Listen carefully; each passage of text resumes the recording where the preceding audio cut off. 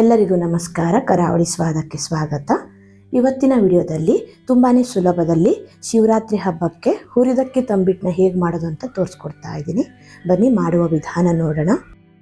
ಮೊದಲಿಗೆ ಅಕ್ಕಿನ ಹುರ್ಕೊಳ್ಳಿಕ್ಕೆ ಸ್ಟವ್ ಮೇಲೆ ಒಂದು ಪ್ಯಾನ್ ಇಟ್ಟು 1 ಕಪ್ ಆಗುವಷ್ಟು ಅಕ್ಕಿನ ಹಾಕೊಳ್ತಾ ಇದ್ದೀನಿ. ಅಕ್ಕಿನ ಚೆನ್ನಾಗಿ ತೊಳೆದು 1 ಗಂಟೆ ಬಿಸಿಲಲ್ಲಿ ಒಣಸ್ಕೊಂಡಿದ್ದೆ. ಅಕ್ಕಿ ಸ್ವಲ್ಪ ಡ್ರೈ ಆದಮೇಲೆ ಹುರ್ಕೊಳ್ತಾ ಇದ್ದೀನಿ. ಗ್ಯಾಸ್ನ ಕಡಿಮೆ ಉರಿಯಲ್ಲಿ ಇಟ್ಕೊಂಡು ಒಂದು 4 ರಿಂದ 5 ನಿಮಿಷ ಅಕ್ಕಿನ ಚೆನ್ನಾಗಿ ಹುರ್ಕೊಳ್ಳಿ.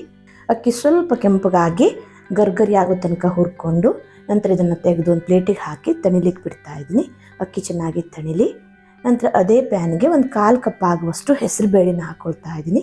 ತಂಬಿಟ್ಟಿಗೆ ಸ್ವಲ್ಪ ಹೆಸರು ಬೇಳೆ ಹಾಕೋದ್ರಿಂದ ತುಂಬಾ ಟೇಸ್ಟಿಯಾಗಿ ಬರುತ್ತೆ. ಇದನ್ನು ಸಹ ಗ್ಯಾಸ್ನ ಕಡಿಮೆ ಉರಿಯಲ್ಲಿ ಇಟ್ಕೊಂಡು ಸ್ವಲ್ಪ ಕೆಂಪಗಾಗೋ ತನಕ ಹುರ್ಕೊಳ್ಬೇಕು.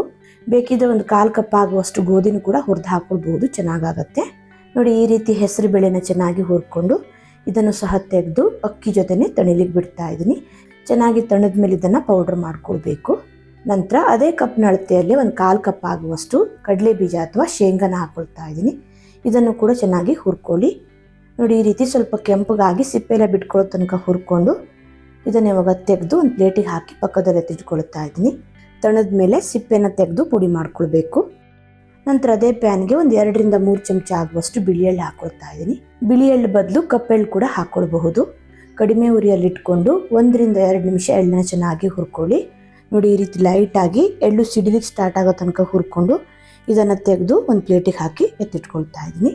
ನಂತರ ಬೆಲ್ಲನ ಕರೆಸ್ಕೊಳ್ಳಿಕ್ಕೆ ಸ್ಟವ್ ಮೇಲೆ ಒಂದು ಪಾತ್ರೆ ಇಟ್ಟು 1 ಕಪ್ ಆಗುವಷ್ಟು ಬೆಲ್ಲ ಹಾಕ್ಕೊಳ್ತಾ ಇದ್ದೀನಿ. ಒಂದು ಅರ್ಧ ಕಪ್ ಆಗುವಷ್ಟು ನೀರು ಹಾಕಿ ಬೆಲ್ಲನ ಚೆನ್ನಾಗಿ ಕರಗ್ಲಿಕ್ಕೆ ಬಿಡಿ. ಪಾಕ ಏನು ಮಾಡೋದು ಬೇಡ, ಜಸ್ಟ್ ಬೆಲ್ಲ ಕರಗಿ 1 ರಿಂದ 2 ನಿಮಿಷ ಅದನ್ನು ಕುದಿಸ್ಕೊಂಡ್ರೆ ಸಾಕು. ಬೆಲ್ಲನ ಪಾಕ ಮಾಡಿಕೊಂಡ್ರೆ ತಂಬಿಟ್ಟು ತುಂಬ ಗಟ್ಟಿಯಾಗಿ ತಿನ್ಲಿಕ್ಕೆ ಕಷ್ಟ ಆಗಬಹುದು. ನೋಡಿ, ಬೆಲ್ಲ ಚೆನ್ನಾಗಿ ಕರಗಿ 1-2 ನಿಮಿಷ ಇದನ್ನು ಕುದಿಸ್ಕೊಂಡಿದ್ದೀನಿ. ಸ್ಟವ್ನ ಆಫ್ ಮಾಡಿ ಇವಾಗ ಇದನ್ನು ಸ್ವಲ್ಪ ತಣಿಲಿಕ್ಕೆ ಬಿಡೋಣ.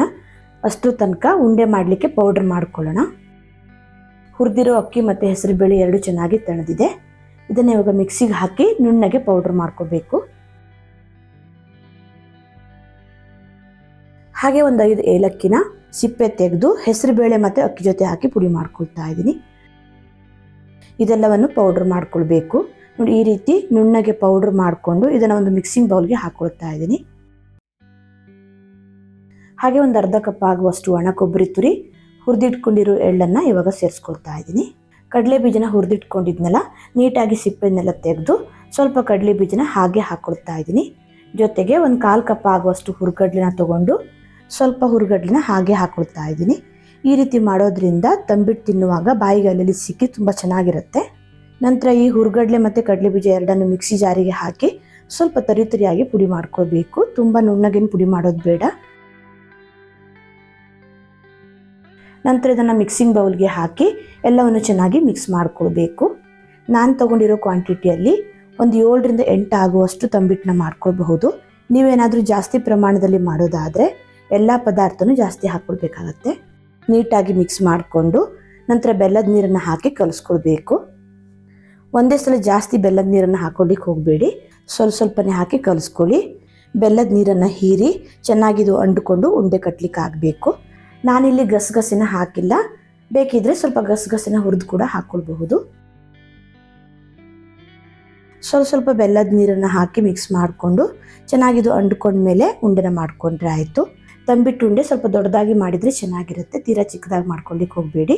ಸ್ವಲ್ಪ ಮಿಶ್ರಣನ ತೊಗೊಂಡು ಉಂಡೆ ಮಾಡ್ಕೊಳ್ತಾ ಇದ್ದೀನಿ.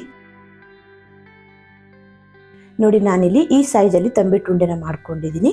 ನೋಡಿ, ಈ ರೀತಿ ತುಂಬಾ ಸುಲಭದಲ್ಲಿ ಶಿವರಾತ್ರಿ ಹಬ್ಬಕ್ಕೆ ಹುರಿದಕ್ಕಿ ತಂಬಿಟ್ಟನ್ನ ಮಾಡ್ಕೋಬಹುದು. ನೋಡಿ ಎಷ್ಟು ಚೆನ್ನಾಗಿ ಬಂದಿದೆ ಅಂತ. ಇದೇ ರೀತಿ ಇನ್ನೊಂದು ಉಂಡೆನ ಮಾಡಿ ತೋರಿಸ್ತಾ ಇದ್ದೀನಿ.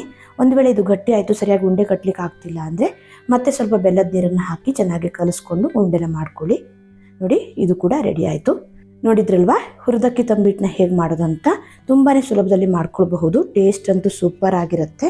ಯಾವುದೇ ಕಾರಣಕ್ಕೂ ಬೆಲ್ಲನ ಪಾಕ ಮಾಡ್ಕೊಳ್ಳಿಕ್ಕೆ ಹೋಗಬೇಡಿ, ಉಂಡೆ ಗಟ್ಟಿಯಾಗಿ ತಿನ್ಲಿಕ್ಕೆ ಕಷ್ಟ ಆಗಬಹುದು. ವಿಡಿಯೋ ಇಷ್ಟ ಆದರೆ ಲೈಕ್, ಶೇರ್, ಕಮೆಂಟ್ ಮಾಡೋದನ್ನು ಮರಿಬೇಡಿ. ಮತ್ತೆ ಸಿಗ್ತೀನಿ ಹೊಸ ವಿಡಿಯೋ ಒಂದಿಗೆ. ಧನ್ಯವಾದಗಳು.